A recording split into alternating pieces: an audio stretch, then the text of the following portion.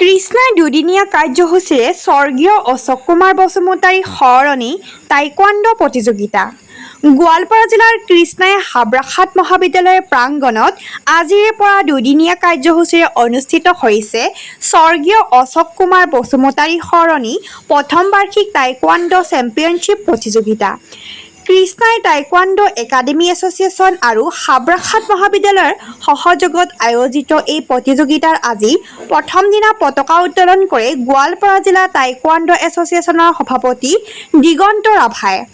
আনহাতে শ্বহীদ তৰ্পণ কৰে গোৱালপাৰা জিলা টাইকোৱাণ্ডো এছ'চিয়েশ্যনৰ সম্পাদক ফিজু কান্তি ৰাভা আৰু অভ্যৰ্থনা সমিতিৰ সভাপতি জয়ন্ত ৰায়ে। ইপিনে স্বৰ্গীয় অশোক কুমাৰ বসুমতাৰীৰ প্ৰতিচ্ছবিত মাল্যাৰ্পণ কৰে তেওঁৰ দুই জীয়ৰী কৰিশ্মা বসুমতাৰী আৰু শন্তি বসুমতাৰীয়ে। প্ৰতিযোগিতাখন উদ্বোধন কৰে হাবৰাখাত মহাবিদ্যালয়ৰ অধ্যক্ষ ডক্টৰ মণ্টু কুমাৰ দাসে।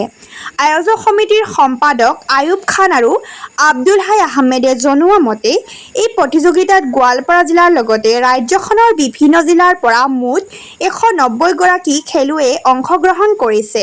উল্লেখযোগ্য যে টাইকোৱাণ্ডোৰ প্ৰচাৰ প্ৰসাৰ আৰু যুৱ প্ৰজন্মক ক্ৰীড়াৰ প্ৰতি অধিক আকৰ্ষিত কৰাৰ উদ্দেশ্যে এই প্ৰতিযোগিতাৰ আয়োজন কৰা হৈছে।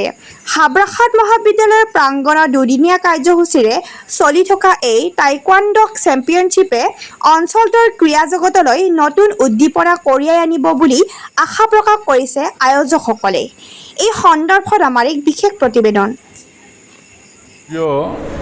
অশোক কুমাৰ বসুমতাৰীৰ টাইকোৱাণ্ডো চেম্পিয়নশ্বিপৰ আজি আমি কৃষ্ণাই টাইকোৱাণ্ডো একাডেমী এছ'চিয়েশ্যন তথা কৃষ্ণাই বাকী ৰাইজৰ সহযোগত আৰু হাবৰাখাত মহাবিদ্যালয়ৰ উদ্যোগত সহযোগত আমি দুদিনীয়া কাৰ্যসূচীৰে 22-23 তথা আজি আৰু অহাকালি এই দুদিনীয়া কাৰ্যসূচীৰে আমি এই টাইকোৱাণ্ডো খেলখন কৃষ্ণাই এই হাবৰাখাত মহাবিদ্যালয়ৰ প্ৰাংগণত আমি অনুষ্ঠিত কৰিছোঁ। আৰু এই খেলখনত আমাৰ বিশেষকৈ গোৱালপাৰা জিলা, কামৰূপ আৰু আমাৰ দাঁতিকাষৰীয়া যিকেইখন জিলা আছে এই জিলাকেইখনৰ পৰা আহি প্ৰতিযোগীসকলে ইয়াতে অংশগ্ৰহণ কৰিব।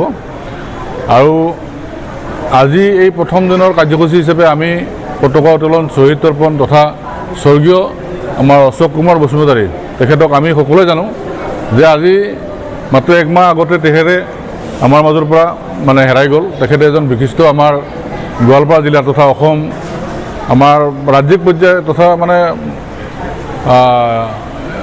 বিভিন্ন ক্ষেত্ৰত তেখেতে এই খেলখনক আগবঢ়াই লৈ যোৱাৰ ক্ষেত্ৰত অগ্ৰণী ভূমিকা গ্ৰহণ কৰিছিল। তেখেত যিহেতু আমাৰ মাজৰ পৰা আজি 1 মাহ আগতে হেৰাই গ'ল, গতিকে তেখেতৰ সোঁৱৰণতে এই খেলখন আমি অনুষ্ঠিত কৰিছোঁ।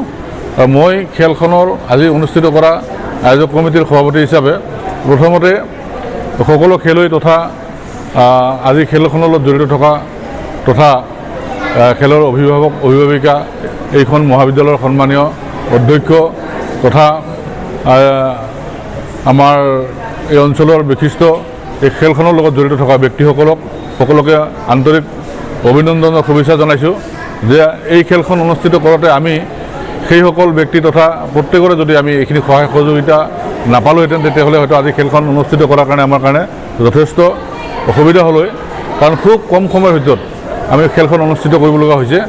গতিকে মই বিশেষ দীঘলীয়া নকৰোঁ যে খেলখন সুচাৰুৰূপে চলি যাওক, তাৰ কাৰণে সকলোৰে সহায় সহযোগিতা বিচাৰিছোঁ। আৰু আমি এই প্ৰথমবাৰ কাৰণে নহয়, আচলতে ইয়াৰ আগতো আমি এখন অনুষ্ঠিত কৰিছিলোঁ বহুত বছৰ আগত। এইটো মোটামুটি আমাৰ সম্পাদক ডাঙৰীয়া আছে, তেখেতে ক'ব। আৰু সেইখন খেলত মই বিশেষভাৱে উপস্থিত থাকিব পৰা নাছিলোঁ।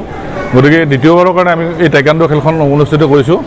গতিকে মই সভাপতি হিচাপে সকলোকে অনুৰোধ কৰিম যে সকলোৱে সহায় সহযোগিতা কৰক। আৰু বৰ্তমান এই পৰিস্থিতিত অসমত বিশেষকৈ গোৱালপাৰা জিলাই বুলি নহয়, অসমৰ সাম্প্ৰতিক আমাৰ যুৱ তথা আমাৰ যুৱক যুৱতীসকলৰ মাজত এটা বহুত ডাঙৰ ভয়াৱহ এটা প্ৰত্যাহ্বান আহিছে, যিটো সেই যুৱক যুৱতীখিনি ঘূৰাই অনাৰ কাৰণে এই খেল বা আমাৰ তেনেকুৱা সাংস্কৃতিক হওক, ক্ৰীড়া হওক বা আমাৰ সাহিত্যই হওক, এইবিলাক দিশত তেখেতসকলক মনোনিৱেশ কৰিবৰ কাৰণে আমি খেল বা তথা তেনেকুৱা ধৰণৰ অনুষ্ঠান অনুষ্ঠিত কৰিব লাগিব।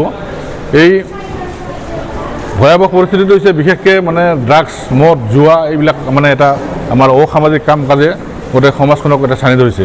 গতিকে সেইবিলাকৰ পৰা পৰিত্ৰাণ পাবৰ কাৰণেও আমি এনেকুৱা ধৰণৰ অনুষ্ঠানবিলাক অনুষ্ঠিত কৰি আছোঁ। গতিকে মই সমূহ ৰাইজক তথা খেল ক্ৰীড়াপ্ৰেমী ৰাইজক উপস্থিত তথা সহায় সহযোগিতা কামনা কৰি আমি আচলতে কৃষ্ণাইত দ্বিতীয়বাৰৰ বাবে টাইকোৱাণ্ডো প্ৰতিযোগিতা অনুষ্ঠিত কৰিছোঁ, কিন্তু স্বৰ্গীয় অশোক কুমাৰ বসুমতাৰী দেৱৰ এয়া প্ৰথম বাৰ্ষিক টাইকোৱাণ্ডো চেম্পিয়নশ্বিপ আমি অনুষ্ঠিত কৰিছোঁ।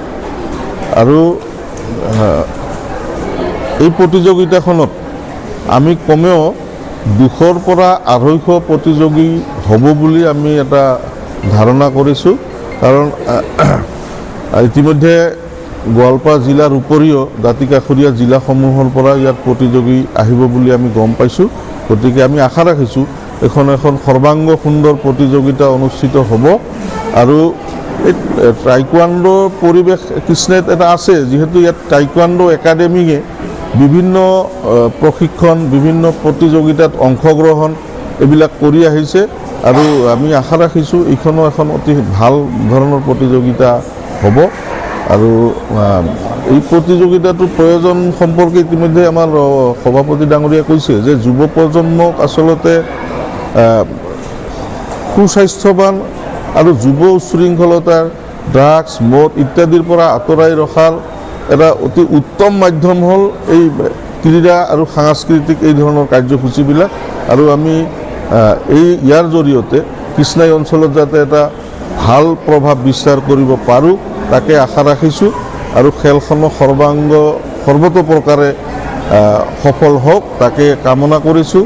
ৰাইজৰ সহায় সহযোগিতা পাইছোঁ আৰু অদূৰ ভৱিষ্যতেও যাতে এই ধৰণৰ অনুষ্ঠানবিলাক আমি কৃষ্ণাইবাসীয়ে আয়োজন কৰিবলৈ সক্ষম হওঁ, তাৰ বাবে ৰাইজক সহায় সহযোগিতা আগবঢ়াবলৈ আমি অনুৰোধ জনাইছোঁ। আৰু বিশেষকৈ হাবৰাঘাট মহাবিদ্যালয়ে আমাক এই প্ৰতিযোগিতাখন ইয়াত অনুষ্ঠিত কৰিবলৈ দি আমাক বহুখিনি আমাৰ খৰচ তথা কষ্ট আমাৰ লাঘৱ কৰিছে। তেখেতসকলকো আমি আমাৰ ফালৰ পৰা আন্তৰিক ধন্যবাদ জ্ঞাপন কৰিছোঁ আৰু আশা ৰাখিছোঁ অনাগত দিনতো এই ধৰণে তেখেতসকলে আমাক সহায় সহযোগিতা আগবঢ়াই যাব।